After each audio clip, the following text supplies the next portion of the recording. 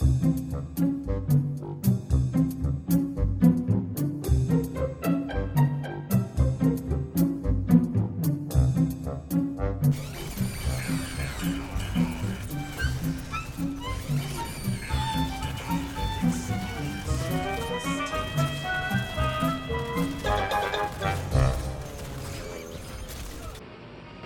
guys, welcome to another Overwatch Minute. It's been 2 weeks since I did one just because I forgot to actually make one last week, but that's fine. Not a whole lot of news, just a few things here and there. The Overwatch League finished its inaugural season last night, or when I'm recording this because I do this on Sundays. The previous week, the last 4 teams were London Spitfire versus LA Valiant. That match was terrible. LA Valiant folded like a bad lawn chair. The Philly Fusion versus the NYXL, that was an okay match. New York actually put up a fight, but unfortunately Fusion wanted it more. So the final match was the London Spitfire versus the Philly Fusion, and it was an okay match. The Spitfire won. They're the new Overwatch League champions, or the first Overwatch League champions. Philly Fusion, they put up a fight. They put up a really good fight, but at the end, London Spitfire just wanted a little bit more. Unfortunately, I would have liked to seen it go into like a 5, maybe 6 match situation on each point, but unfortunately, Spitfire just dominated 3-0. So, congrats to the London Spitfire. I believe it's next week or the week following that we're going to have our All-Star game, which I'm really excited about. But that leads me into the next thing I wanted to bring up. There's a little bit of a controversy right now, and that's that there's this really big Lucio emote where he pulls out like a whole DJ table. And the only way to get this Lucio emote is if you have the Overwatch League All Access Pass, which I don't. Now that sounds weird, I do this every week, but I never bought that. I should have, but whatever, here we are. People are pissed off because they're basically calling it the $30 emote, since you have to pay $30 for the All Access Pass, or $20 if you have Amazon Prime. It's part of that pass. If you're just buying the All Access Pass for Lucio emote, that's pretty stupid. But also, like, I wanted to buy the All Access Pass long before this emote came out. So, I don't know. I don't see it as a big controversy. It's a whatever. All of Overwatch's stuff is cosmetic, so if you're bitching and whining over cosmetic stuff, you're bitching and complaining about the wrong things. Also, on top of that, when the All-Star game happens, the Genji and Tracer will have skins that represent the Pacific and the Atlantic, which is kind of cool. So definitely be on the lookout for that. You can find the pictures online. I can't really post them on here, but there are... Oh, that's what it was. I was like, I swear to God I had another article. So just this last Tuesday, Hammond, or Wrecking Ball, became live, or went on the live servers. So I've had a chance to actually play him. He is actually really versatile. He's what my friends and I have dubbed a better Winston. And when we say that, like, he has unique escapability where he can actually, like, Winston, if Winston hops in, does a little bit of damage, and then hops out, he's not really doing anything as a divey tank. Like, yeah, if you watch the Overwatch League, you can see them really utilized, but also on top of that, like, to really utilize someone like Winston, you have to have a pocket healer. Or at least that's how we've noticed it. Because he's a divey tank. Well, Hammond is also a divey tank. You go in, you use the Wrecking Ball part, you try to get some air, you do the drop down thing, so that way all the heroes launch up into the air. You go into turret mode, pop your shield and try to do some damage, and then get out of there, because Hammond dies like that. Like, he doesn't withstand a whole lot of damage, and his turrets or his guns don't last that long. They're like they're like a slightly longer tracers. So it's really bad. But his ult is really fucking useful, especially on payload maps. If the other team is just hugging the payload, drop down on it, stand on top of it and drop, because that's the thing, is a lot of people think that his landmines go out. They actually go around him. So wherever you are, when you press Y, or is it square on PC, or triangle, he'll just drop them around you. So it's a thing.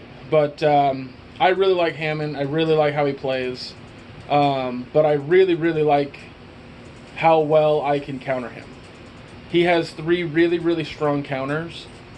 Or at least hard counters that I have found. If you found more, please let me know.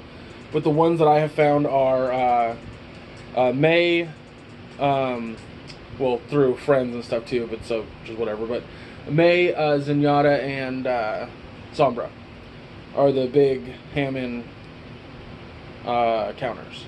So, but yeah, I like him. He's a welcome addition to the game. There's a huge support buff and nerf sort of thing going on right now. The goal of the Overwatch team is to make sure that these heroes, these support heroes, are all on an even till. Right now, Mercy is still the top picked hero, and they want her to be on par with everybody else. Like, everybody else feels like a support, or not support, but a secondary support, and that she's always like the prime support. So here's how they're changing everything. Anna, her nano boost is additionally heals the target for 300 HP. So at this moment, when she uses her ult on you, it just boosts you. There's nothing extra special that I've noticed about it. It might heal you a little bit, but not much. This is a huge heal. That's half of. I mean, 300 HP is a lot. Most heroes don't even have 300 HP, and if they they do, they're only over by 200. So it's a big one. Brigitta's shield bash cooldown increased from 6 to 7 seconds. So one of the biggest complaints I've seen about Brigitta is that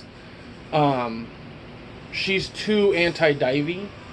Like, people have complained that they can't do anything because she just is constantly shield bashing and stunning, and then they die. I get that. I haven't really noticed a problem, but whatever. I guess a whole second longer on that cooldown is going to really change everything. My favorite buff, by the way, is Lucio's. So his sound barrier is, when he breaks it down, is going to be increased 50% from 500 to 750 shields. That's fantastic. That's just extra shield for me to give my team in a team fight. And I say that because I'm a Lucio main. If you couldn't tell. Wait, there we go. Now he's on camera. And then his crossfade auras, basically, after his rework a long time ago, or change, he had this new circle around him, an aura, that you could actually see who was inside your heal or speed. Or they call them crossfade auras. And the radius is going to be increased from 10 meters to 12 meters.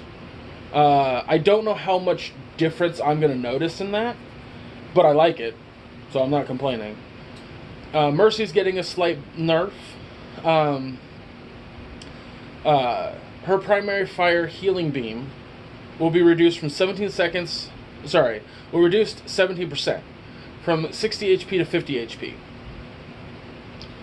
Bringing her a little bit lesser into the category of an absolute must heal pick, And then Moira, her healing resource base regen, Healing resource base regen rate at 20%, or increased 20%.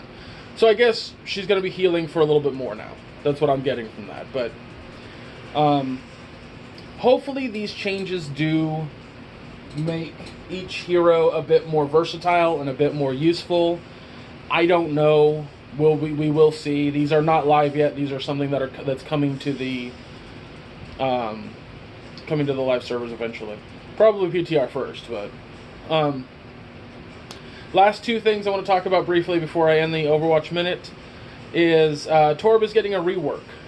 They're finding him to be not as picked as often, and when he is picked, he's not utilized like they think that he should, because people have figured out certain things to do with him that just aren't they're just not working. So they haven't specified what they want to do totally, but they've talked about a few things. They want to give him the ability to always be able to throw out armor without having to grab it off the field. So, like, for example, they're going to give him 3 shields automatically that recharge over time. Or at least that's what they've talked about. They've talked about allowing him to drop his turret at a level 2 turret immediately. So no more hammering the turret to get it to the next level.